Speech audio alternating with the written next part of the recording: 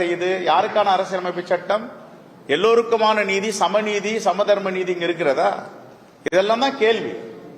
அப்ப கிராமப்புறங்களில் உள்ளவர்கள் தன்னுடைய நகைகளை அடமானம் வைக்க வேண்டும் என்றால், இவ்வளவு பெரிய தாக்குதல் நடத்துகிறார்கள் என்றால், அந்த மக்கள் எங்க போய் நிற்பார்கள்? யாரிடம் நியாயத்தை கேட்பார்கள்?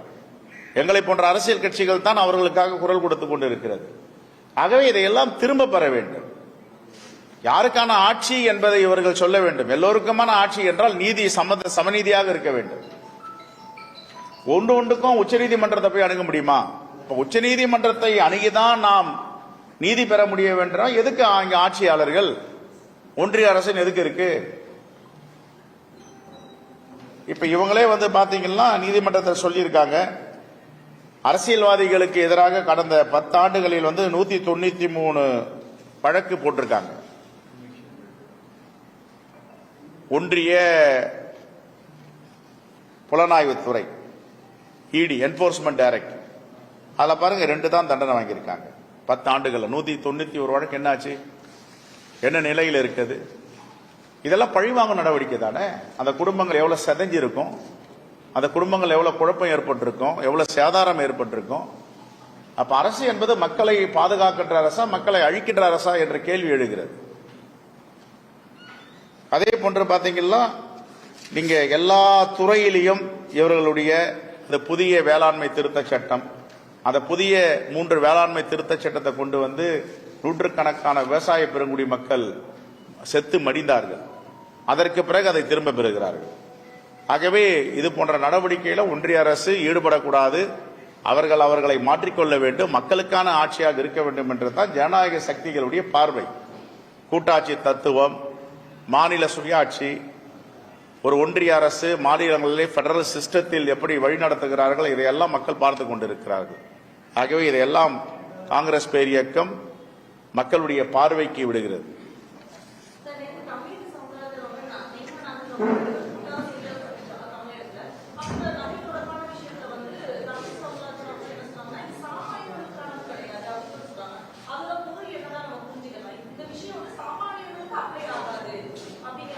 நகை கடன் நகை வைக்கிறவங்க யாரு வைப்பாங்க? அம்பானியா வைப்பாரு, ஆதானியா வைப்பாரு, இல்ல விஜய் மல்லையா வைப்பாரா?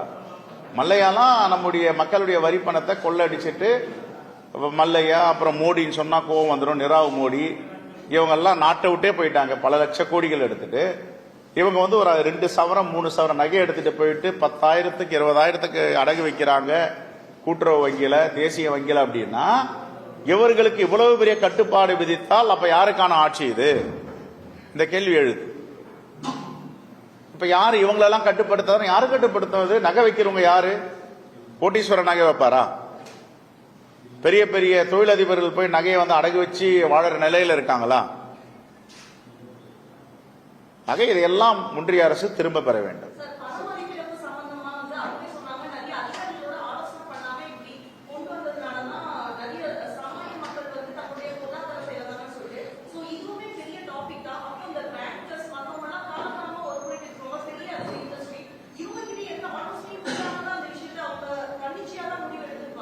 இன்னைக்கு 2016 செப்டம்பர் மாதம் விழுந்த பொருளாதாரம் இன்னும் எழுந்து கொள்ளவில்லை. 2016 செப்டம்பர் மாதம் இதை கொண்டு வந்தாங்க, பண மதிப்பிழப்பு, டிமானிசேஷன். இன்னும் சிறு குறு மற்றும் நடுத்தர தொழில்கள், எம்எஸ்எம்இ இன்னும் எழுந்து வந்ததாக இல்லை, எல்லாம் அழிஞ்சு போச்சு. தமிழ்நாட்டில் மட்டும்தான் தமிழ்நாடு முதலமைச்சர் அவர்கள் இந்த எம்எஸ்எம்இ இந்தியாவில் முதன்மை மாநிலமாக கொண்டு வந்திருக்காரு. எல்லா மாநிலத்திலும் போயிடுச்சு. ஆனா இங்கேயும் அந்த ஸ்ட்ரகிள், போராட்டம் இருக்கத்தான் செய்யுது. தினம் காலையில எம்எஸ்எம்இ தொழில் செய்யறவங்க எல்லாம் பாத்தீங்கன்னா பத்திரிகை பாக்குறாங்க, எப்ப ஆக்ஷன் வரப்போகுது நம்முடைய சொத்து அப்படின்னு. அவ்வளவு சிரமத்திற்கு ஆளாக்கப்பட்டது தான் இந்த பணமதிப்பிழப்பு திட்டம், டிமானிசேஷன். ஆகவே இது எல்லா மக்களுக்குமான ஆட்சியாக இருக்க வேண்டும் என்றுதான் நாங்கள் சொல்லுகிறோம்.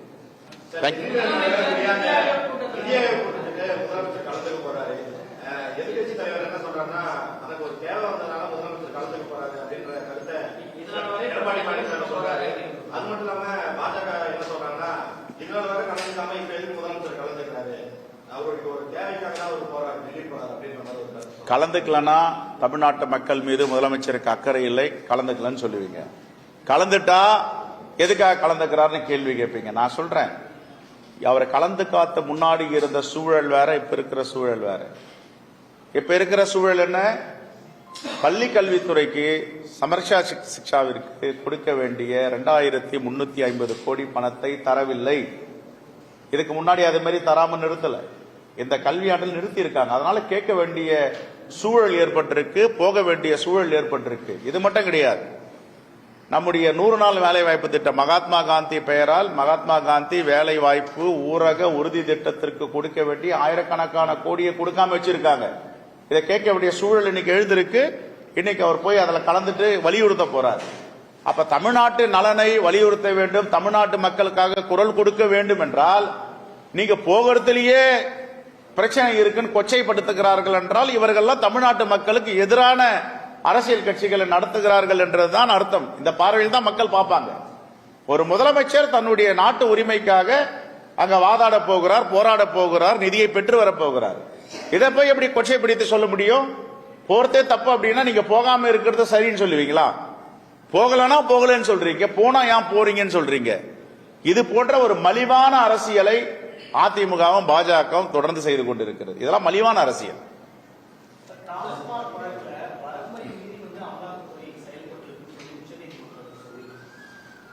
அதை மட்டும் சொல்ல, அதுக்கு மேல சொல்லி இருக்காங்க.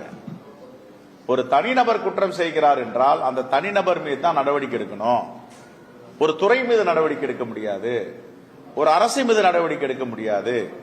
ஏற்கனவே டாஸ்மாக்ல 41 நபர்கள் மீது, அங்க பணியாற்றும் ஊழியர்கள் மீது வழக்கு பதிவு செஞ்சிருக்காங்க, கையாடல் பண்ணியிருக்காங்க, பணத்தை எடுத்திருக்காங்க, எக்ஸ்ட்ரா காசு வாங்கியிருக்காங்க. அப்ப சரியான நடவடிக்கையில போயிட்டு இருக்கு. சரியான நடவடிக்கையில போகும்போது அமலாக்கத்துறை எதற்காக இதில் உள்ளே வர வேண்டும் என்பதுதான் உச்சநீதிமன்றம் கேள்வி கேட்டிருக்கு. உச்சநீதிமன்றம் கூட்டாட்சி தத்துவத்தை உறுதி செய்ய வேண்டும். ஒன்றிய அரசு மாநிலத்திற்கான உரிமைகளில் மீது தலையிடக்கூடாது. எல்லோரையும் தன்னுடைய கட்டுப்பாட்டுகள் வைத்துக் கொள்ள வேண்டும், மிரட்டி வைத்துக் கொள்ள வேண்டும். எவ்வளவு காலம் மிரட்டுவீங்க? இப்ப டாஸ்மாக் உடைய சோதனை ரைடு ஒரு 10 நாளா தமிழ்நாட்டையே உலுக்கி எல்லோரும் நிம்மதி இல்லாம பண்ணீங்க. இப்ப உச்சநீதிமன்றம் தடை விதிச்சிருக்கு. இந்த 10 நாள்ல என்ன மோடி அரசு ஒரு மிகப்பெரிய சாதனை செஞ்சிருக்கு? வருத்தத்தை தான் கொடுக்க முடியும் இந்தியர்களுக்கு. நீங்க இந்தியர்களுக்கு துன்பத்தை தான் கொடுக்க முடியும்.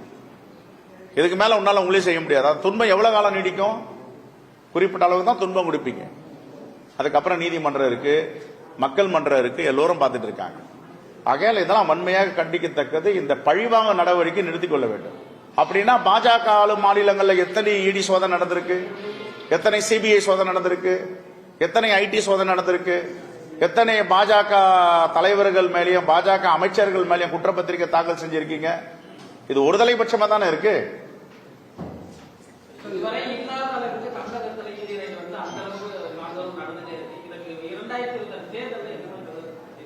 மக்கள் தக்க பதில் சொல்வார்கள், பாடம் புகட்டுவார்கள்.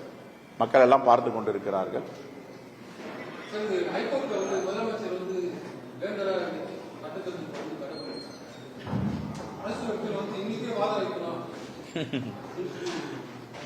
அது நீதிமன்றம் செய்து, நீதிமன்றத்துக்குள் நான் போக விரும்பல.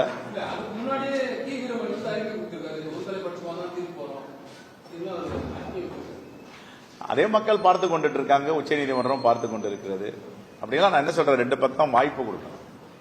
ஒன்னே மிகப்பெரிய அவசரம்லாம் இல்லை, அவசரமான எக்ஸ்பிரஸ் எஃப்ஐஆர். இதை இன்னைக்கு முடிவு கண்டாகணும், இவன் நாட்டை விட்டு தப்பிச்சு ஓடிடுவான்னா இன்னைக்கு முடிவு பண்ணலாம். இதனால ஒரு மிகப்பெரிய ஆபத்து காத்துட்டு இருக்கு அப்படின்னா உடனே முடிவு பண்ணலாம். இதெல்லாம் உடனே முடிவு பண்ண வேண்டிய வழக்கே கிடையாது, அர்ஜென்சியும் கிடையாது. இப்ப பாத்தீங்கன்னா கோடைக்கால விடுமுறை நீதிமன்றங்கள் நடந்துட்டு இருக்கு, வெக்கேஷன் கோர்ட். இவ்வளவு பெரிய அவசரம் காட்ட வேண்டிய தேவை இல்லை என்றுதான் என்னுடைய பார்வை.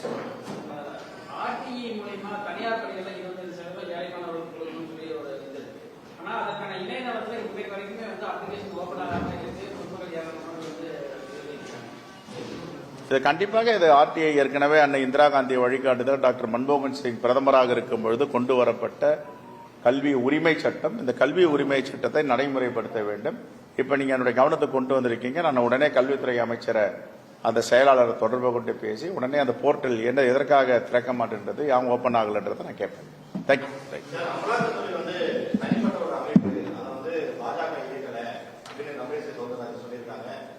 பாஜக ஆளும் மாநிலங்களில் எந்த அமைச்சர் மேல நடந்திருக்கு? ஒரு அமைச்சரை சொல்லுங்க. ஏதாவது ஒரு மாநிலம் ஒரு அமைச்சரை சொல்லுங்க. ஒருத்தரை சொல்லுங்க. அம்மையாரை சொல்லுங்க. ஏதாவது பாஜக ஆளும் மாநிலங்கள்ல பாஜக அமைச்சர் மீது அமலாக்கத்துறையோ சிபிஐயோ நடவடிக்கை எடுத்திருக்கு, குற்றப்பத்திரிகை தாக்கல் செய்து சொல்லுங்க. Right, thank you.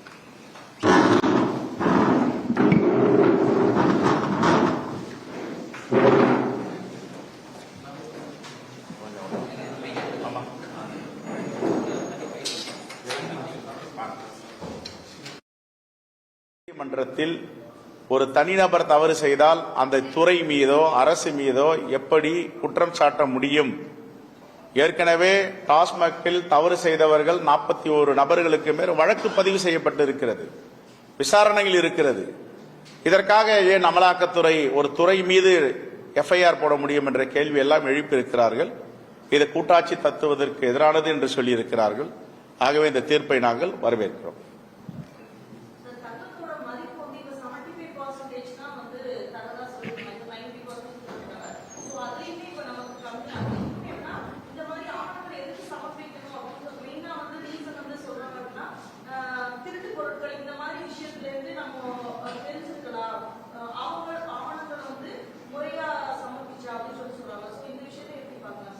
இது முற்றிலும் தவறு.